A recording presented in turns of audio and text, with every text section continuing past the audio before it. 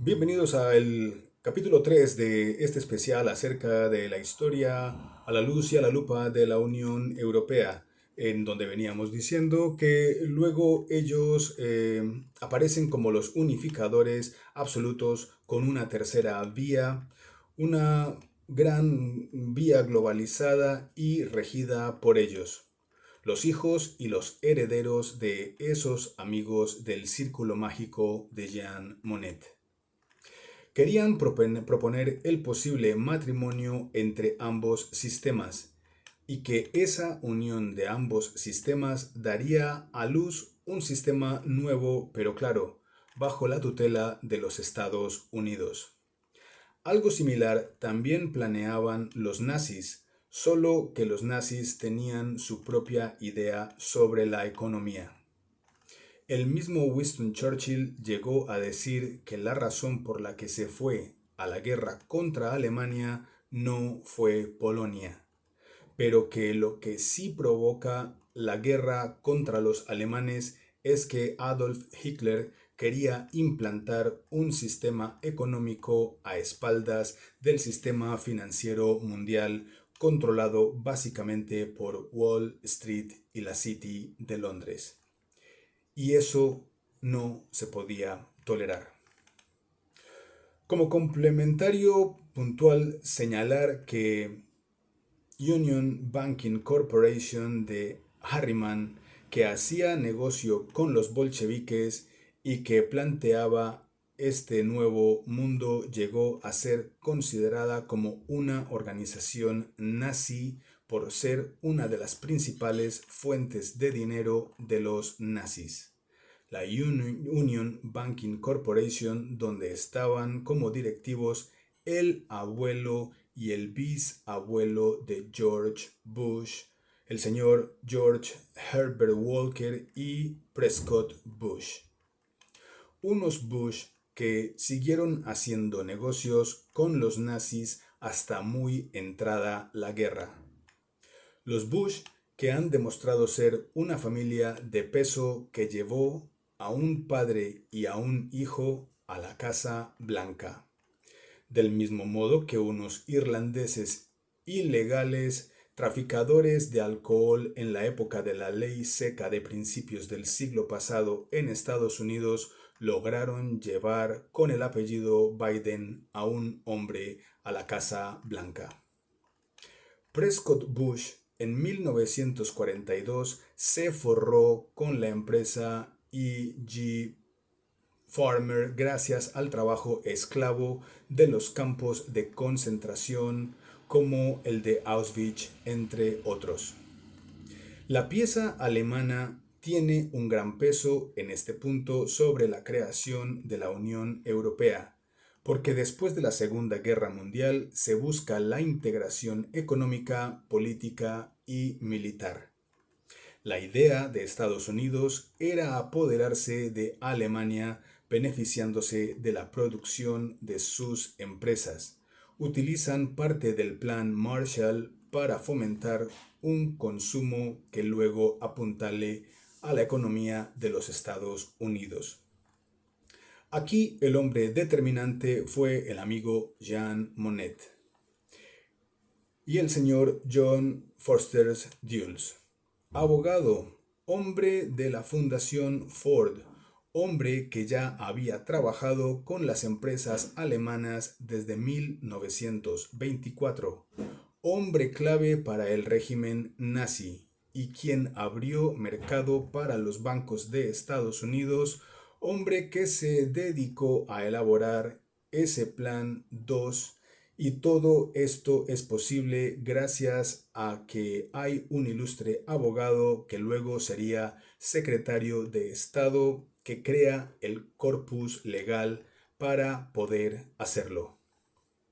Con el dinero de los bancos de Estados Unidos se pagaron las deudas de la Primera Guerra Mundial. Con el dinero creado de la nada de la Reserva Federal, reembolsaron sus propias deudas a los bancos de Estados Unidos y encima con interés, con transacciones que fueron injustamente favorables y que fueron las que crearon el camino para la Segunda Guerra Mundial. Foster Dulles hizo que Estados Unidos comprara bonos alemanes para luego irlos vendiendo para ellos irse forrando detrás de su bufete de abogados de Sullivan and Cromwell. Vendió bonos de la acerera alemana Pull-Krop, partidaria del régimen de Adolf Hitler. El mayor cliente y accionista de Dulles, la International Nickel Company, le eligió como su abogado y a principios de la década de los años 30 confirma un cartel con socios canadienses y franceses con la ayuda de Jean Monnet. En 1934, John Foster Dulles incorpora al gabinete químico al gigante químico alemán E.G. Farmer Partner al cartel, mientras que el edificio E.G. Farmer era la sede del Alto Comisionado de Estados Unidos para la Alemania ocupada. Este es el momento de echar las risas en nombre de todos aquellos que siguen diciendo que la Segunda Guerra Mundial fue por Polonia. Este Foster Dulles, que estaba tejiendo todas esas alianzas cuando llega a la Casa Blanca Eisenhower en 1953, lo colocaron de secretario de Estado. El europeísmo nazi existió y está documentado. Cuando Hitler ataca a la Unión Soviética, existe el argumento de la lucha de Europa contra Asia, de la Europa unida contra los bolcheviques, etc. Los nazis creían en una Europa unida bajo el control alemán naturalmente. Las tesis nazis de aquel entonces se parecen mucho a las tesis de la OTAN y de la Unión Europea hoy en día. ¿Será casualidad? La nueva Europa, que parece el sueño de la vieja Europa. El problema de Hitler no fue el no aceptar bancos extranjeros. El problema de Hitler fue el no querer aceptar bancos extranjeros, una moneda extranjera para liquidar los pagos. Mientras todo esto sucedía, nuestro amigo Jean Monnet celebraba que se seguía forrando, pero ve un hueco en Asia. Una vez más, John Foster Dulles crea un banco para crear puentes con Asia. Jean Monnet crea un pequeño grupo y se pone en marcha la misión China.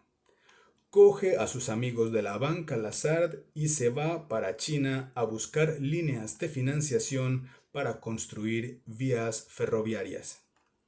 Funda la Corporación de Desarrollo Financiero en China en medio de las ofensivas de Chiang Kai-shek contra el Partido Comunista en 1934. De locos. A Jean Monnet parece que la guerra china de aquel entonces le tiene sin cuidado. Se lleva sus beneficios y se vuelve a los Estados Unidos. En 1938 se muda a un apartamento de lujo en el Central Park y el gobierno de los Estados Unidos le abre una investigación por fraude fiscal bajo el cargo de lavado de dinero de los nazi para los nazi.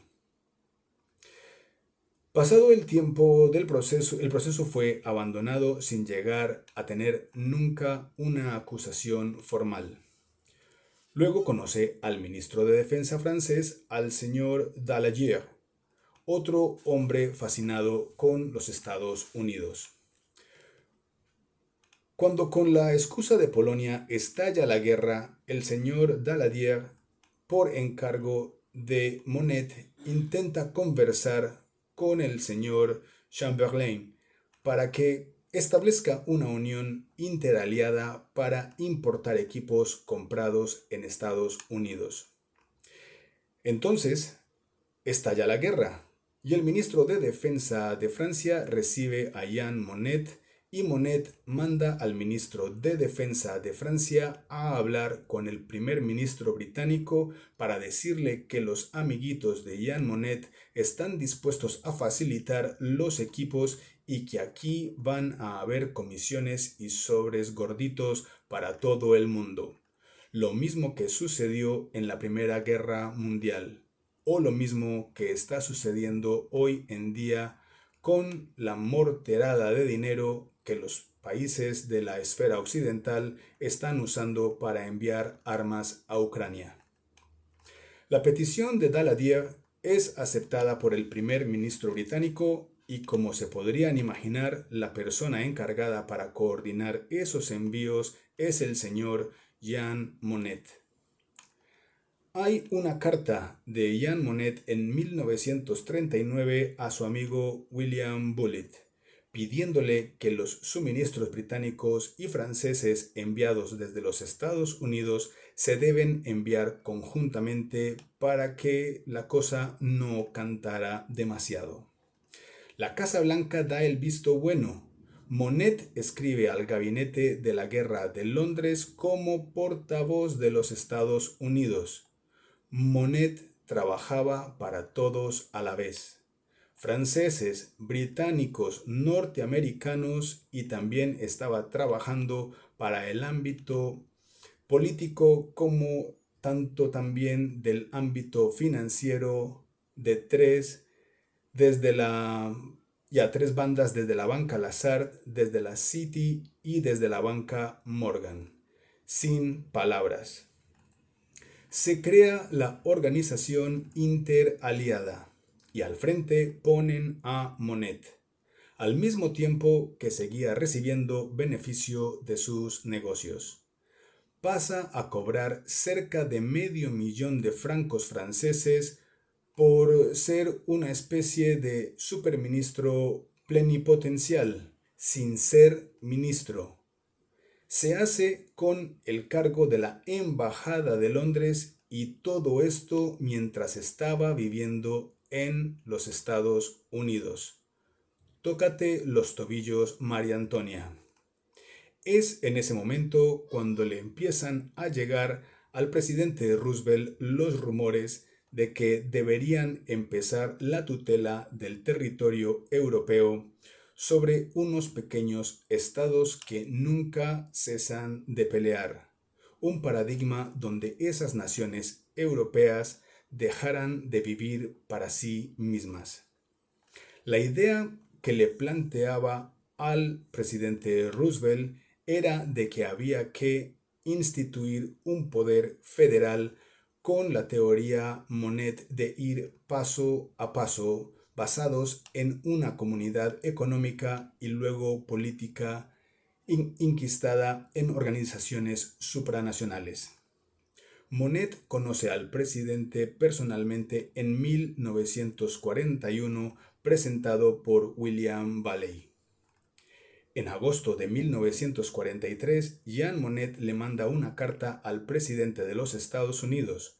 Le expone la filosofía de esas élites globalistas que le respaldaban y que usaban y usan al Departamento de Estado, al Pentágono y a la Casa Blanca para ir preparando esta violación de Europa. Luego la familia Monnet se muda muy cerca de la Casa Blanca.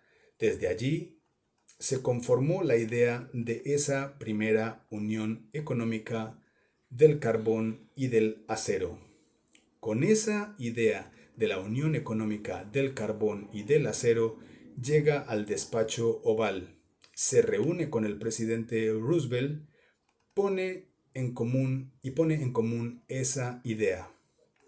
Un Monnet y un Roosevelt, que eran dos hombres que venían con la venia de la banca internacional dispuesta a implantar esa gran agenda globalista, y desde entonces Monnet pasa a trabajar directamente dentro del gabinete de Roosevelt. Plantean crear el Estado de Valonia, compuesto por una parte de Bélgica, de Luxemburgo y una parte de Francia. Algo que no se concreta en plena guerra gracias a la oposición encarnizada por parte del general Charles de Gaulle. Eso de la Gran Valonia era una idea que Dregel ya le había pasado en su momento al propio Adolf Hitler. Ese plan lo quiere llevar a cabo el presidente Roosevelt, pero se encuentra con un patriota, un general y un presidente de Gaulle que dejan claro que nadie vendría a dividir a Francia. Dejamos este capítulo aquí y continuamos con el capítulo número 4. Les espero a continuación.